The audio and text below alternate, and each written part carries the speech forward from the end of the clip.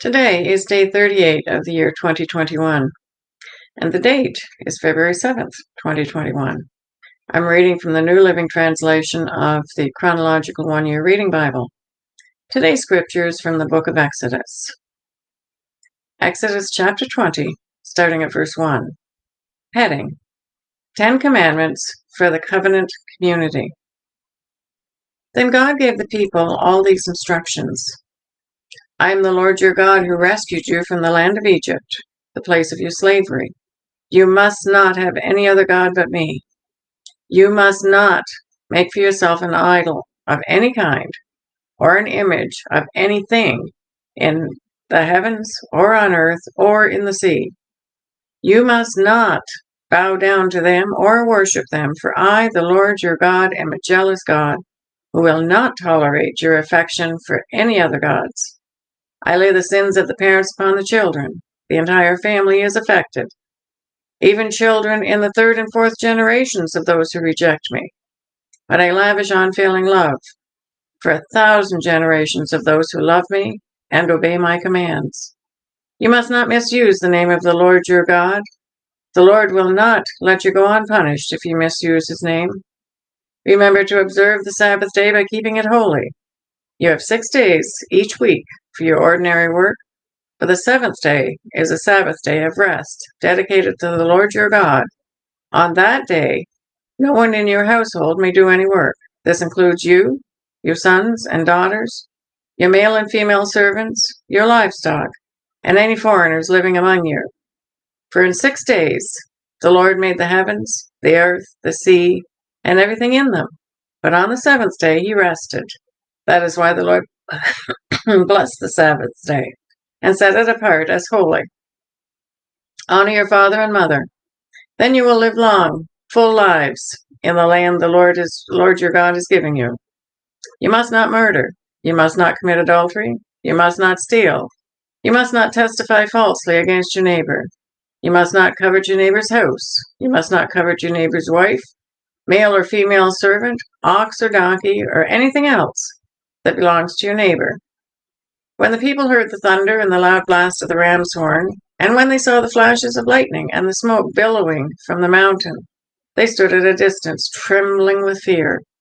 And they said to Moses, "You speak to us, and we'll listen. But don't let God speak directly to us, or we'll die." "Don't be afraid," Moses answered them, "for God has come in this way to test you, and so that your fear of him will keep you from sinning." As the people stood in the distance, Moses approached the dark cloud where God was. Heading: Proper use of altars. And the Lord said to Moses, "Say this to the people of Israel. You saw for yourselves that I spoke to you from heaven. Remember, you must not make any idols of silver or gold to rival me. Build for me an altar made of earth, and offer your sacrifices to me, your burnt offerings and peace offerings, your sheep and goats and your cattle.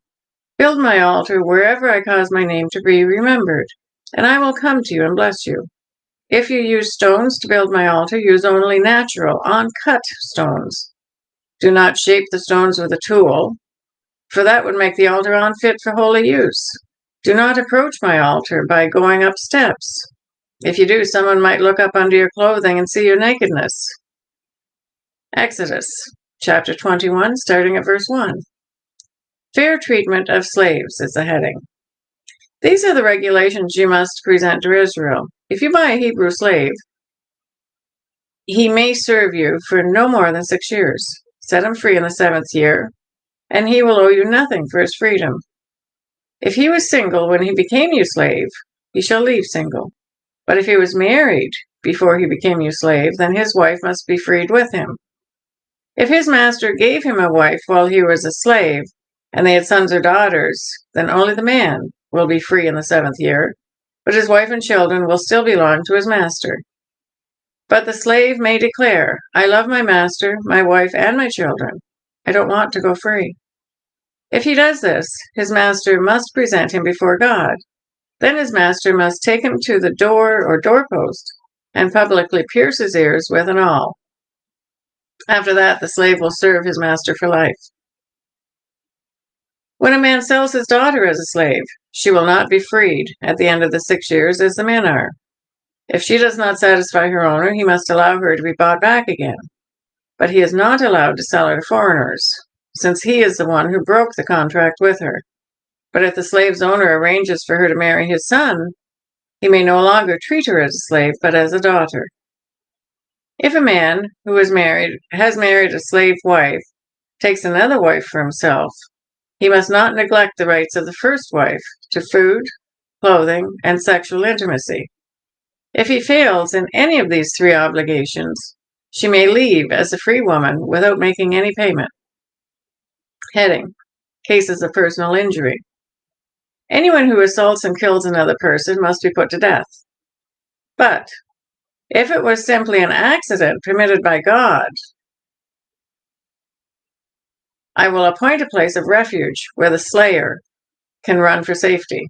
However, if someone deliberately kills another person, then the slayer must be dragged even from my altar and be put to death. Anyone who strikes father or mother must be put to death. Kidnappers must be put to death, whether they are caught in possession of the victim or have already sold them as slaves. Anyone who dishonors father or mother must be put to death. Now, suppose 2 men quarrel, one hits the other with a stone or a fist, and the injured person does not die, but is confined to bed.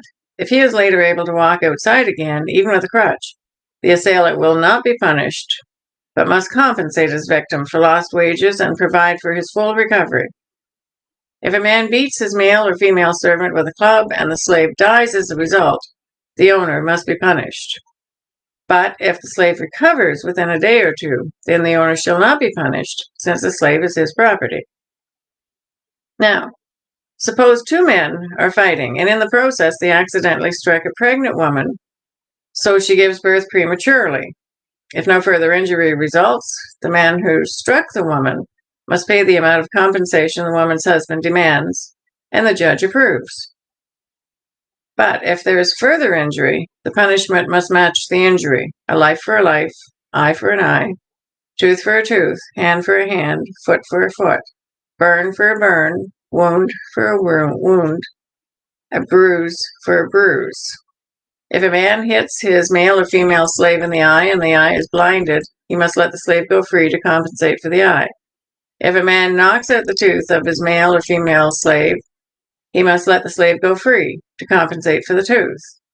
If an ox gores a man or a woman to death, the ox must be stoned, and its flesh may not be eaten. In such a case, however, the owner will not be held liable. But suppose the ox had a reputation of goring, and the owner had been informed, but failed to keep it under control. If the ox then kills someone, it must be stoned, and the owner must also be put to death. However, the dead person's relatives may accept payment to compensate for the loss of life. The owner of the ox may redeem his life by paying whatever is demanded. The same regulation applies if the ox gores a boy or a girl. But if the ox gores a slave, either male or female, the animal's owner must pay the slave's owner 30 silver coins, and the ox must be stoned. Suppose someone digs or uncovers a pit and fails to cover it, and an ox or a donkey falls into it. The owner of the pit must pay full compensation to the owner of the animal, but then he gets to keep the dead animal. If someone's ox injures a neighbor's ox, and the injured ox dies, then the 2 owners must sell the live ox and divide the price equally between them. They must also divide the dead animal. But if the ox had a reputation of goring, yet its owner failed to keep it under control, he must pay full compensation, a live ox for the dead one. But he may keep the dead one. Exodus chapter 22, starting at verse 1. Heading: Protection of Property. If someone steals an ox or sheep and then kills or sells it, the thief must pay back 5 oxen for each ox stolen, 4 sheep for each sheep stolen. If a thief is caught in the act of breaking into a house and is struck and killed in the process, the person who killed the thief is not guilty of murder. But if it happens in daylight, the one who killed the thief is guilty of murder. A thief who is caught must pay in full for everything he stole. If he cannot pay, he must be sold as a slave to pay for his debt. If someone steals an ox or a donkey or a sheep, and it is found in the thief's possession, then the thief must pay double the value of the stolen animal. If an animal is grazing in a field or vineyard and the owner lets it stray into someone else's field to graze, then the animal's owner must pay compensation from the best of his own grain or grapes. If you are burning thorn bushes and the fire gets out of control and spreads into another person's field, destroying the sheaves or the uncut grain or the whole crop, the one who started the fire must pay for the lost crop. Suppose someone leaves money or goods with a neighbor for safekeeping, and they are stolen from the neighbor's house. If the thief is caught, the compensation is double the value of what was stolen. But if the thief is not caught, the neighbor must appear before God, who will determine if he stole the property. Suppose there is a dispute between two people who both claim to own a particular ox, donkey, sheep, article of clothing, or anything, any lost property. Both parties must come to God, and the person whom God declares guilty must pay double compensation to the other. Now, suppose someone leaves a donkey, ox, sheep, or any other animal with a neighbor for safekeeping, but it dies, or is injured, or is taken away, and no one sees what happens. The neighbor must then take an oath in the presence of the Lord. If the Lord confirms that the neighbor did not steal the property, the owner must accept the verdict with no payment. But if the animal was indeed stolen, the guilty person must pay compensation to the owner. If it was torn to pieces by a wild animal, the remains of the carcass must be shown as evidence, and no compensation will be required. If someone borrows an animal from a neighbor, and it's injured or dies when the owner is absent, the person who borrowed it must pay full compensation. But if the owner was present, no compensation is required, and no compensation is required if the animal was rented, for this loss is covered by the rental fee.